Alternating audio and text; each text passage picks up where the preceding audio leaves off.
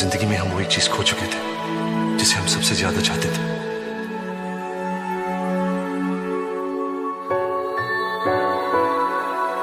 सब कुछ वैसा हो सकता है जैसा था। क्या मोड़ लाएगा ये इंटरव्यू अंजलि के लाइफ में? क्यों लगा अंजलि को शॉक? कैसी रहेगी अंजलि और राहुल की मुलाकात? दोस्तों, बॉलीग्राड स्टूडियोज में आपका स्वागत है और मैं हूँ आपकी दोस्त और होस्ट प्रगति सिन्हा। दोस्तों, वीडियो को स्टार्ट करने से पहले आप लोगों के लिए एक गुड न्यूज़ है। अगर आप भी सिनेमा की दुनिया से जुड़ना चाहते हैं और काम करना चाहते हैं तो डिस्क्रिप्शन बॉक्स में दिए गए जॉब लिंक पे क्लिक कीजिए और इस अपॉर्चुनिटी का भरपूर फायदा उठाइए। वेल दोस्तों, वीडियो में वापस आते हैं।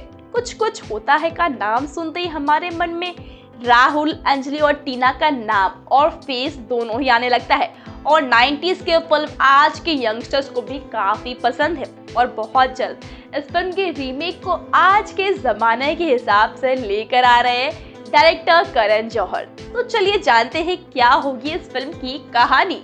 दोस्तों, लास्ट वीडियो में हमने देखा था कि राहुल अंजलि को उसके लिखे हुए गाने को गाते हुए देखकर गुस्से में आ जाता है और स्टेज पर जाकर उसका तमाशा बना देता है। और इन्हीं सब बातों से परेशान अंजलि जब अपने घर जाती है तब उसे आनंद का कॉल आता है जो उसे एक जॉब इंटरव्यू के बारे में बताता है। क्या होगा इस इंटरव्यू में अंजलि के साथ, चलिए जानते हैं। इंटरव्यू वाले दिन सुबह सुबह अंजलि उठती है और अपने डेली रूटीन को कंप्लीट करके इंटरव्यू में जाने की तैयारियों में लग जाती है। वो अपने सारे डॉक्यूमेंट्स की एक फाइल बना रही होती है जिसे उसे इंटरव्यू के लिए ले जाना होता है और उसने अपना सारा सामान इधर उधर फैला रखा होता है। उसकी दोस्त कमरे में आती है और बोलती है, हे भगवान अंजलि, ये तूने क्या कर रखा है? कहीं भूकंप तो नहीं आया या फिर कोई चोर?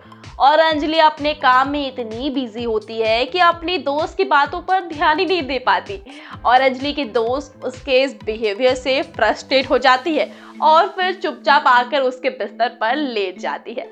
अंजलि उसे देखकर बोलती है, अरे रिया हट ना, मुझे परेशान मत कर। रिया उसे देखती है और बोलती है, अरे बाबा ये तो बता कि तू जा कहाँ रही है और इतनी हड़बड़ी में फिर क्यों है? और उसके बाद अंजलि उसकी बात को सुनकर अपना काम को रोक देती है और अपने दोनों हाथों को अपने कमर पर रखकर खड़ी हो जाती है और बोलती है, अरे कल वो मुझे आनंद का कॉल आया था ना, उसने मुझे इंटरव्यू के लिए 11 बजे बुलाया है और अब मुझे डिस्टर्ब बिल्कुल भी मत कर। और ये सुनकर रिया बोलती है, अच्छा वही आनंद जिसने तुझे लास्ट टाइम तेरा बैग चोरी होने पर मदद की थी?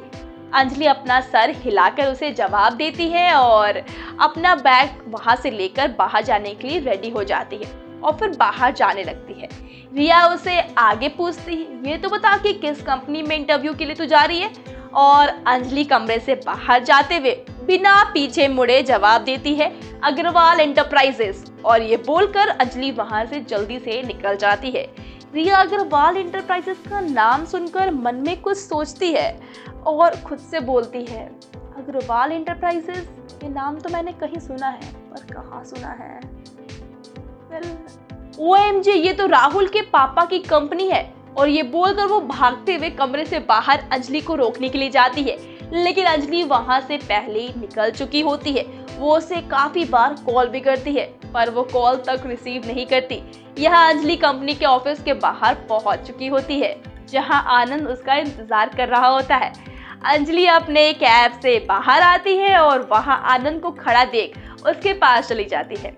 आनंद उसे देखकर एक बड़ी सी स्माइल देता है और उससे कहता है, so Anjali, are you ready for the interview?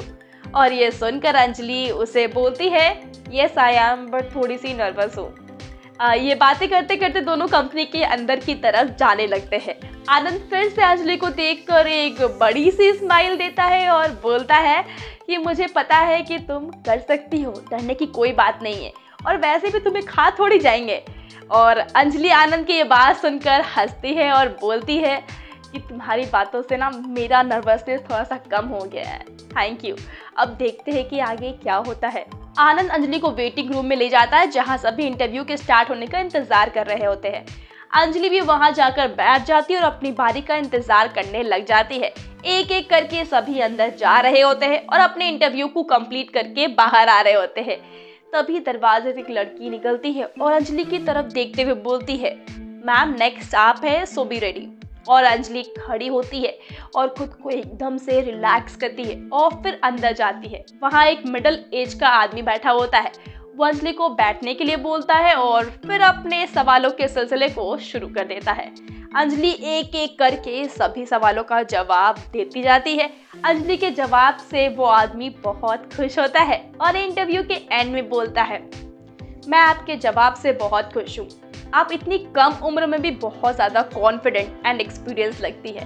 वैसे मैं आपको बता दूं कि I am the owner of this company and मैं अपने बेटे के लिए एक पर्सनल असिस्टेंट हायर करना चाहता हूं जो उसे काम को समझाने में मदद कर सके। आप थोड़ी देर बाहर वेट करिए, आपको बता दिया जाएगा कि डैट यू आर सेलेक्टेड और नॉट। और ये सब सुनकर अंजलि बोलती है, thank you so much sir. ये बोलकर अंजलि वहाँ से बाहर चली जाती है जहाँ आनंद उसका पहले से ही इंतजार कर रहा होता है। आनंद उसे देखकर बोलता है, तो कैसा रहा तुम्हारा इंटरव्यू? और उसके बाद अंजलि एक्साइटेड होकर बोलती है, बहुत अच्छा। कुछ देर तक अंजलि और आनंद वहीं पर बैठकर कुछ बातें करते हैं और इसी बीच वहाँ पर एक लड़की आती है और वो अंजलि से बोलती है, ma'am you are selected for the job, क्या आप प्लीज़ मेरे साथ आ सकती हैं? अंजलि ये सुनकर काफ़ी एक्साइटेड हो जाती है और बड़ी सी स्माइल के साथ आनंद की तरफ देखती है और बोलती है, थैंक यू सो मच आनंद, आज अगर तुम नहीं होते तो मुझे ये जॉब भी नहीं मिलती, सचमुच दिल से थैंक यू।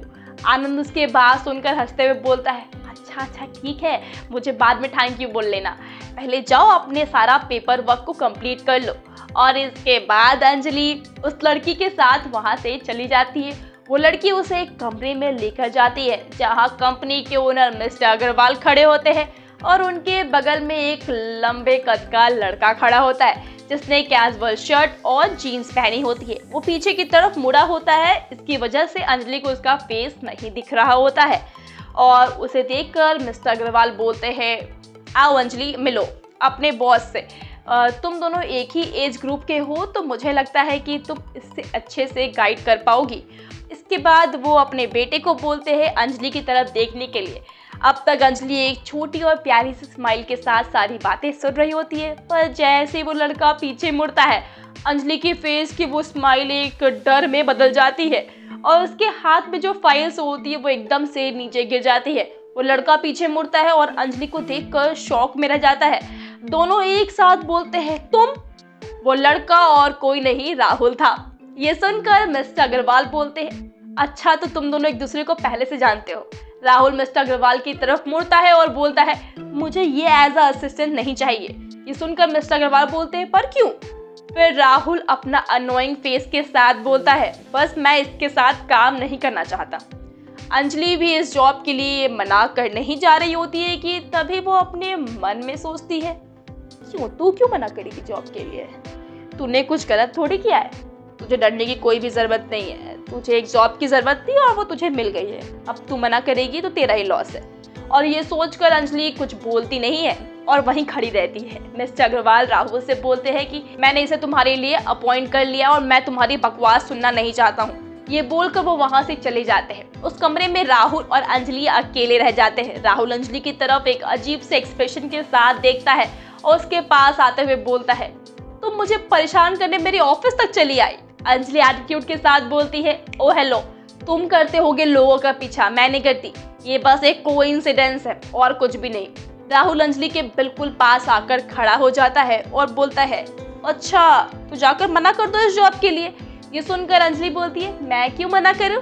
अगर तुम्हें मैं नहीं पसंद तो तुम जाके मना कर दो। मैंने इस जॉब के लिए काफ़ी मेहनत की है और अब मैं मना नहीं करूंगी। ये बोलकर अंजलि एटीट्यूड के साथ मुड़ती है और वहाँ से चली जाती है। किस्मत ने क्या लिखा है इन दोनों की लाइफ में, देखें हमारे नेक्स्ट वीडियो में। और तब तक के लिए आप हमें ये बताना मत भूलिएगा कि ये दोनों साथ में कैसे काम करेंगे।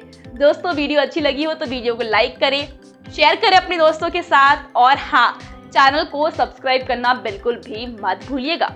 मिलती हूँ आपसे नेक्स्ट वीडियो में, तब तक के लिए सेफ रहिए, मुस्कुराते रहिए, बाय बाय।